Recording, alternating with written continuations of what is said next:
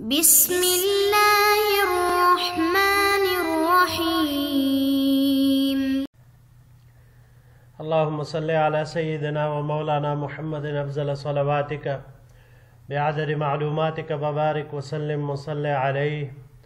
بسم اللہ الرحمن الرحیم۔ عزیز طلباء کرام، امید ہے کہ انشاءاللہ العزیز آپ سب خیر و عافیت کے ساتھ ہوں گے۔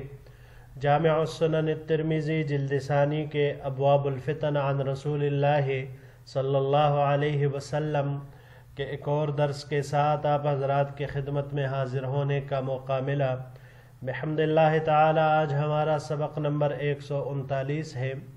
بڑھتے ہیں اپنے سبق کی طرف۔ باب ما جاء فی الخسف، یہ باب ہے خسف یعنی زمین میں دس جانے کے بارے میں۔ وبہ قال حدثنا بندار قال حدثنا عبد الرحمن بن مہدی قال حدثنا سفیان عن فرات القزار عن ابی الطفیل عن حذیفہ بن اسید قال، ہمیں روایت کی بندار نے، انہوں نے عبد الرحمن ابن مہدی سے، انہوں نے سفیان سے، انہوں نے فرات القزاز سے، انہوں نے ابو الطفیل سے، انہوں نے حذیفہ ابن اسید یا اسید سے کہ انہوں نے فرمایا اشرف علینا رسول اللہ صلی اللہ علیہ وسلم من غرفت ونحن نتذاکر الساعہ، کہ حضور نبی کریم صلی اللہ علیہ وسلم نے ہمیں بالا خانے سے دیکھا کہ ہم آپس میں قیامت کا تذکرہ کر رہے تھے یا قیامت کا ذکر کر رہے تھے۔ فقال رسول اللہ صلی اللہ علیہ وسلم، تو حضور نبی کریم صلی اللہ علیہ وسلم نے فرمایا لا تقوم الساعۃ حتی تروا 10 آیات، کہ قیامت اس وقت تک قائم نہیں ہوگی جب تک تم لوگ اس سے پہلے 10 نشانیاں نہ دیکھ لو۔ طلوع الشمس من مغربها، پہلی نشانی مغرب سے سورج کا طلوع ہونا۔ وَيَأْجُوجُ وَمَأْجُوجُ وَالدَّابَّةُ وَثَلَاثَةُ خُسُوفٍ خَسْفٍ بِالْمَشْرِقِ وَخَسْفٍ بِالْمَغْرِبِ وَخَسْفٍ بِجَزِيرَةِ الْعَرَبِ، یاجوج اور ماجوج کا ظہور، دابہ کا نکلنا، دابہ جانور کا نکلنا، 3 خسف، ایک مشرق میں، دوسرا خسف مغرب میں اور تیسرا خسف جزیرہ عرب میں۔ وَنَارٌ تَخْرُجُ مِنْ قَعْرِ عَدَنٍ تَسُوقُ النَّاسَ، او راوی کا شک ہے کہ یا تسوق الناس فرمایا یا تحشر الناس۔ وہ آگ جو یمن کے مشہور شہر عدن کے آخری کنارے سے ظاہر ہوگی اور لوگوں کو زمین حشر کی طرف ہانک کر لے جائے گی یا لوگوں کو جمع کرے گی، دونوں الفاظ کے ساتھ یہاں ذکر ہے تو اس لیے دونوں کا ترجمہ کیا۔ فَتَبِيتُ مَعَهُمْ حَيْثُ بَاتُوا وَتُقِيلُ مَعَهُمْ حَيْثُ قَالُوا، وہ ان کے ساتھ رات گزارے گی جہاں وہ رات گزاریں گے اور دوپہر کو وہاں ٹھہرے گی جہاں وہ لوگ ٹھہریں گے۔ وبه قال حدثنا محمود بن غیلان قال حدثنا وکیع عن سفیان نحوه وزاد فیہ والدخان، اسی طرح روایت کی ہمیں محمود بن غیلان نے، انہوں نے وکیع سے، انہوں نے سفیان سے اس سند کے ساتھ اسی طرح روایت نقل کی ہے۔ وزاد فیہ، لیکن اس میں یہ لفظ زیادہ کیا ہے والدخان، دھوئے کا نکلنا، اس کا اضافہ فرمایا ہے۔ وبه قال حدثنا حناد قال حدثنا ابو الاحوص عن فرات القزاز نحو حدیث وکیع عن سفیان، اسی طرح ہمیں روایت کی حناد نے، انہوں نے ابو الاحوص سے، انہوں نے فرات القزاز سے اس حدیث وکیع کی حدیث کی طرح جو انہوں نے سفیان سے نقل کی ہیں۔ وبه قال حدثنا محمود بن غیلان قال حدثنا ابو داود الطیالسی عن شعبة والمسعودی سمعا فراتا القزاز نحو حدیث عبد الرحمن عن سفیان عن فرات وزاد فیہ الدجال او الدخان، ہمیں روایت کی محمود بن غیلان نے، انہوں نے ابو داود الطیالسی سے، انہوں نے شعبہ سے اور مسعودی سے، یہ دونوں فرماتے ہیں کہ ہم نے فرات القزاز سے حدیث عبد الرحمن کی طرح حدیث سنی جو انہوں نے سفیان سے نقل کی تھی، تو فرات انہوں نے ان سے نقل کی ہے، اس میں اضافہ کیا ہے کہ یا تو دجال ہے یا دخان ہے، ان دونوں میں سے ایک۔ اگلے سلائیڈ کی طرف بڑھتے ہیں جی. وبه قال حدثنا ابو موسى محمد بن المثنى قال حدثنا ابو النعمان الحكم بن عبد الله العجلي عن شعبة عن فرات نحو حديث ابي داود عن شعبة وزاد فيه والعاشرة اما ريح تطرحهم في البحر واما نزول عيسى بن مريم. ہمیں روایت کی ابو موسیٰ محمد ابن المثنى نے، انہوں نے ابو نعمان الحکم ابن عبداللہ العجلی سے، انہوں نے شعبہ سے، انہوں نے فرات سے، ابو داود کی حدیث کی طرح جو انہوں نے شعبہ سے نقل کی ہے، اور اس میں یہ اضافہ کیا ہے کہ 10ویں علامت ایک ہوا ہوگی جو لوگوں کو سمندر میں پھینکے گی، یا حضرت عیسیٰ ابن مریم علیہ السلام کا نزول ہوگا. وفی الباب عن علی وابی ہریرہ وام سلمۃ وصفیہ رضی اللہ تعالی عنہم وعنہن اجمعین. ھذا حدیث حسن صحیح. اس باب میں حضرت علی، حضرت ابو ہریرہ، ام سلمہ اور حضرت صفیہ رضی اللہ تعالی عنہم اجمعین سے روایات مروی ہے. یہ حدیث حسن صحیح ہے. وبه قال حدثنا محمود بن غیلان قال حدثنا ابو نعیم قال حدثنا سفیان عن سلمة بن كهيل عن ابی ادریس المرہبی عن مسلم بن صفوان عن صفیہ قالت.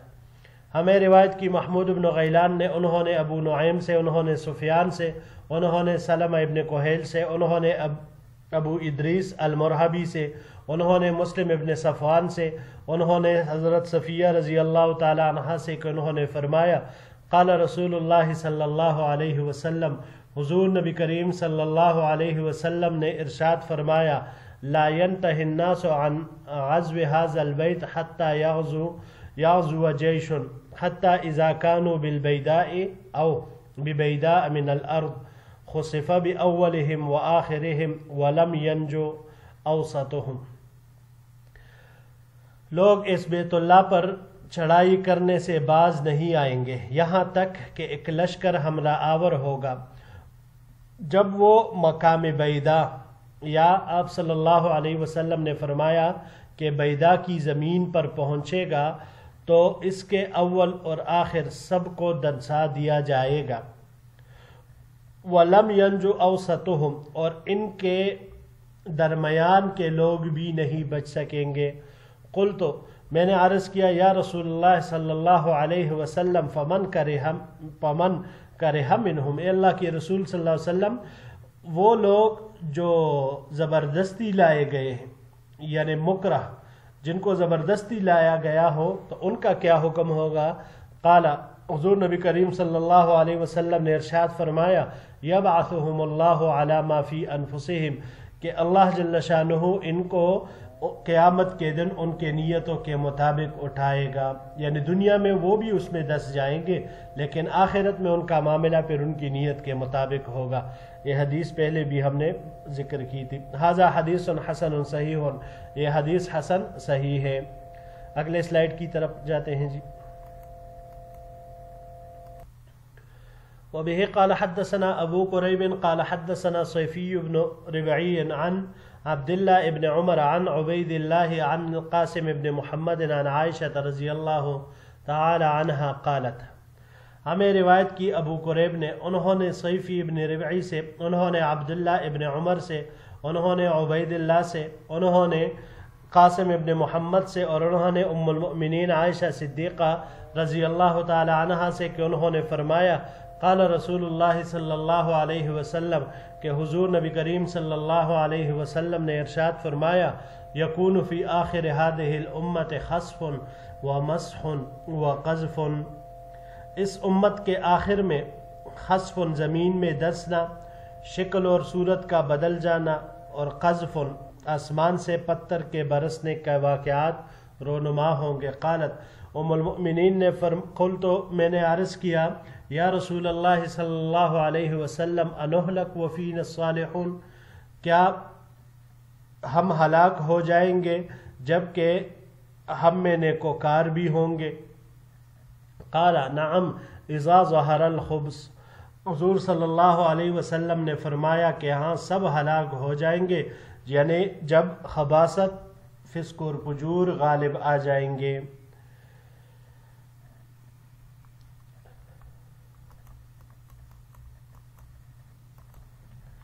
جی عزیز طلباء کرام، حدیث الباب جتنے بھی روایات یہاں پر اس باب میں ذکر ہوئے، ان تمام میں قیامت کی نشانیاں حضور نبی کریم صلی اللہ علیہ وسلم نے ذکر فرمائی۔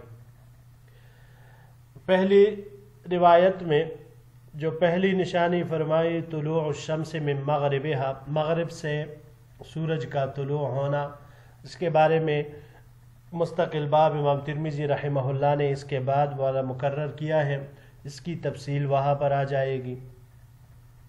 اگلی جو نشانی ہے وہ یأجوج و مأجوج، اس کی بھی تفصیلی باب مستقل ایک وہ آ رہی ہے۔ دابہ، جانور کا نکلنا، اس کے بارے میں روایات میں جو آیا ہے وہ یہی ہے، علماء کرام محدثین جو فرماتے ہیں کہ قیامت کے قریب زمین سے ایک ایسا جانور نکلنے کا ذکر ہے جو لوگوں سے باتیں کرے گا۔ اس کے نکلنے کی جگہ مکہ مکرمہ میں کوہ صفا ہوگا، کوہ صفا سے یہ نکلے گا، اور جس وقت نکلے گا اپنے سر سے مٹی جاڑتا ہوا مسجد حرام میں حجر اسود اور مقام ابراہیم کے درمیان پہنچ جائے گا۔ لوگ جب اس جانور کو دیکھیں گے تو بھاگنے لگیں گے، مگر صرف ایک جماعت کچھ لوگوں کی وہاں پر رہ جائے گی۔ یہ جانور ان کے چہرے کو ستاروں کی طرح روشن کر دے گا، چمکنے والے بن جائیں گے، اور اس کے بعد زمین کی طرف نکلے گا۔ یہ جانور پھر ہر کافر کے چہرے پر کفر کا نشان لگائے گا، اور کوئی بھی اس جانور کو پکڑ نہیں پائے گا۔ یہ جانور، اس کے اندر اللہ نے یہ خصوصیت رکھی ہوگی کہ وہ کافر کو بھی پہچانتا ہوگا اور مومن کو بھی پہچانتا ہوگا۔ بعض محدثین حضرات کے نزدیک اس کے ایک ہاتھ میں حضرت موسیٰ علیہ السلام کا عصا اور دوسرے ہاتھ میں حضرت سلیمان علیہ السلام کی انگوٹھی ہوگی، بعض کتابوں میں یہ بھی مذکور ہے۔ مومن کو وہ لاٹھی مارے گا اور اس کے چہرے پر مومن لکھے گا، اور اس انگوٹھی کے ذریعے کافر کے چہرے پر مہر لگا دے گا اور کافر لکھ دے گا۔ علامہ ابن الکثیر وغیرہم حضرات نے دابۃ الارض اور اس کی ہیئت، کیفیات، حالات، اس کے متعلق مختلف روایات نقل کی ہے، جن میں سے اکثر غیر معتمد ہیں، اسی لیے ہم اتنا ہی بیان کریں گے، اور کرنا بھی چاہیے کہ جتنا قرآن کی آیات اور احادیث سے صحیحہ سے ثابت ہو کہ یہ بس ایک عجیب الخلقت جانور ہوگا، توالد اور تناسل کے بغیر زمین سے نکلے گا، کیونکہ جانور عام طور پر اسی نظام سے پیدا ہوتے ہیں۔ تیسرے نمبر پر اس کا خروج مکہ مکرمہ میں ہوگا، اور پھر وہاں سے نکل کر ساری دنیا میں جائے گا، مومن اور کافر کو پہچانے گا، ان سے کلام کرے گا، بات رکھے گا۔ اتنی مقدار تک بس اس پر ایمان ہونا چاہیے، اس پر عقیدہ رکھنا چاہیے، باقی اس کی پوری کیفیات، پورے احوال، اس کا علم نہ یقینی ہے اور نہ ضروری ہے۔ اب یہاں پر بات یہ ہے کہ اس جانور کا لوگوں سے کلام کرنے کا کیا مطلب ہے، لوگوں سے یہ کیا کلام کرے گا، اور آخر کلام کرے گا تو اس کا مطلب کیا بنتا ہے۔ تو اس میں دو قول ہیں۔ پہلا قول بعض حضرات کے نزدیک معنی اس کے یہ ہے کہ جو قرآن مجید میں آیا ہے ان الناس کانوا بآیاتنا لا یوقنون، یعنی پہلے جب لوگوں کو قرآن سنایا جاتا تھا، اللہ کے فرامین سنائے جاتے تھے، تو اس وقت وہ اللہ کی آیتوں پر یقین نہیں رکھتے تھے۔ تو مطلب یہ ہوگا کہ اب وہ وقت آ گیا ہے کہ ان سب کو یقین ہو جائے گا کہ اللہ جل شانہ نے جو جو فرمایا تھا وہ حق اور سچ تھا، مگر اس وقت کا یقین اب ان لوگوں کے حق میں کسی قسم کا مفید نہیں رہے گا۔ دوسرا قول حضرت علی رضی اللہ تعالیٰ عنہ، عبداللہ ابن عباس وغیرہم حضرات رضوان اللہ علیہم اجمعین کا ہے کہ ان کے نزدیک یہ جانور لوگوں سے خطاب اور کلام کرے گا، جس طرح عام کلام ہوتا ہے انسانوں کے درمیان، اسی طرح کلام کرے گا۔ پھر 3 حسب آئے ہیں، حسب مشرق میں، مغرب میں اور جزیرہ عرب میں۔ خصب کے یہ واقعات پیش آئے ہیں یا آئندہ پیش ہوں گے، اس کے بارے میں بھی دو قول ہیں۔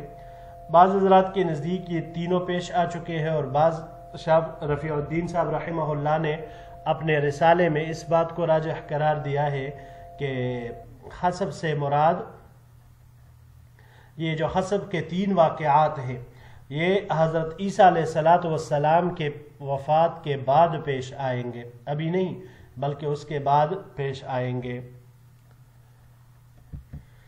تو جن حضرات کے نزدیک یہ واقعات پیش آ چکے ہیں تو وہ پھر بتاتے ہیں کہ مغرب میں جو پیش آیا تھا وہ سن 208 ہجری میں تھا، جس میں 13 گاؤں زمین میں دس گئے تھے۔ دوسرا خصب جو پیش آیا تھا وہ غرناطہ میں تھا، وہ 834 ہجری میں ہوا تھا، جس میں کئی مکانات وہ زمین میں دس گئے تھے۔ اور تیسرا خصب وہ رے کے مقام پر پیش آیا تھا 346 ہجری میں، اور اس میں تقریباً 150 کے قریب مکانات وہ زمین میں دس گئے تھے۔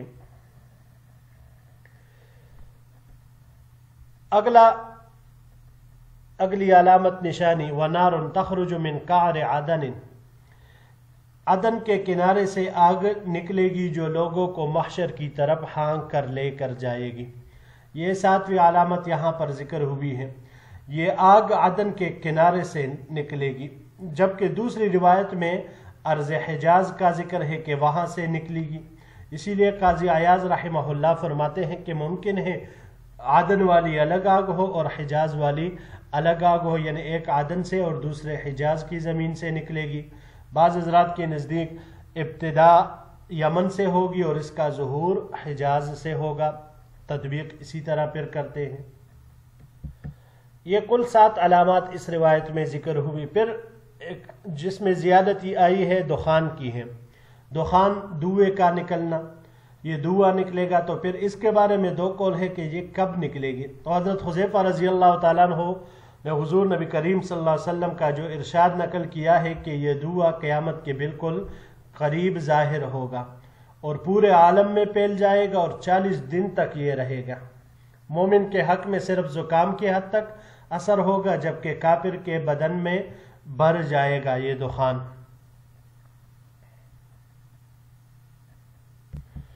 دوسرا قول یہ ہے کہ دخان کی پیشن گوئی واقعہ ہو چکی ہے، اور اس کا مصداق مکہ مکرمہ والا قحط ہے، جو کہ حضور نبی کریم صلی اللہ علیہ وسلم کی بددعا کی وجہ سے ان لوگوں پر مسلط ہو چکا تھا کہ پھر وہ بھوک سے مرنے لگے، مردار جانور تک کھانے لگے، آسمان پر بادلوں کے بجائے ان کو دھواں دھواں سا نظر آتا تھا۔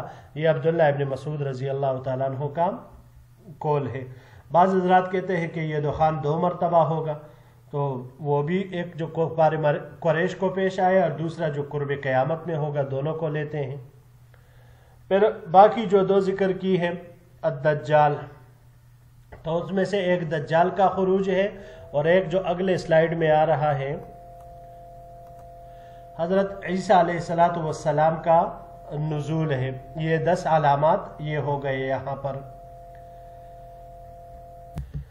اب یہاں پر بات یہ ہے کہ یہ علامات کس ترتیب سے آخر ظاہر ہوں گے، تو یہ بھی اہل علم کے درمیان مختلف ہے، اختلاف ہے اس میں۔ بعض حضرات کے نزدیک پہلے دخان ہوگا، پھر دجال کا خروج ہوگا، پھر حضرت عیسیٰ علیہ السلام کا نزول ہوگا، اور اس کے بعد یاجوج اور ماجوج کا ظہور ہوگا۔ دوسرا قول یہ ہے کہ پہلے خسف ہوگا، پھر اس کے بعد دجال کا خروج ہوگا، اور عیسیٰ علیہ السلام اس کے بعد نازل ہوں گے، پھر یاجوج اور ماجوج کا ظہور ہوگا، اور اس کے بعد وہ ہوا چلے گی اور ختم ہو جائے گا سب کچھ۔ اور تیسرا قول یہ ہے کہ اس میں توقف اختیار کیا جائے کہ اللہ ہی بہتر جانتے ہیں کہ پہلے کس چیز کا ظہور ہوگا، اور یہی قول ہر لحاظ سے بہتر ہے، کیونکہ آنے والے علامات ان کا علم صرف اور صرف اللہ جل شانہ کو ہی ہے، تو کس طرح واقعہ ہوں گے، کیسے ہوں گے، کس ترتیب سے ہوں گے، یہ صرف اللہ ہی جانتے ہیں اور خوب بہتر جانتے ہیں۔ تو اس وجہ سے اس میں توقف اختیار کرنا یہ بہتر ہے۔ جی عزیز طلباء کرام، یہی تک ہمارا آج کا سبق تھا. انشاءاللہ العزیز زندگی رہی تو اگلے درس میں پھر آپ کی خدمت میں حاضر ہوں گے. السلام علیکم ورحمۃ اللہ وبرکاتہ.